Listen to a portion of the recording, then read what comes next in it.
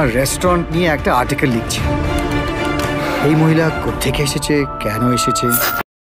অবশেষে মুক্তি পেতে যাচ্ছে সৃজিত মুখার্জির এখানে রবীন্দ্রনাথ কখনো খেতে আসেননি।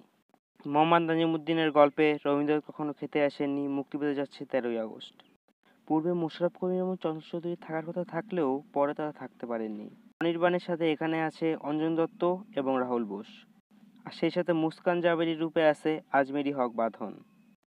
সৃজিত মুখার্জির কাছে থ্রিলারটা খুব ভালোভাবেই যায়, কিন্তু যারা বই পড়ছে তাদের কাছে এটি একটু খাপছাড়া লাগতে পারে টিজার দেখে। তবে পুরো ফিল্মটি না আসা পর্যন্ত কিছুই বলা যাচ্ছে না, তবে দেখা যাক কি দাঁড়ায়। অনির্বাণ তো অলওয়েজ বেস্ট, রাহুল বোসকে অনেক ভালো লেগেছে।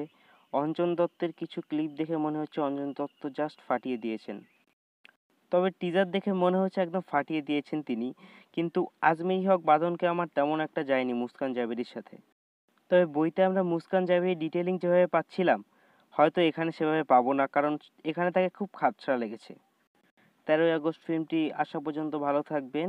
আমাদের ভিডিওটি ভালো থাকলে লাইক করুন এবং সাবস্ক্রাইব করে বেল আইকনটি প্রেস করে দিন, যাতে আমাদের পরবর্তী ভিডিওর আপডেটগুলো খুব সহজেই পেয়ে যান। আমাদের রিভিউগুলো ফলো করতে থাকুন। ধন্যবাদ।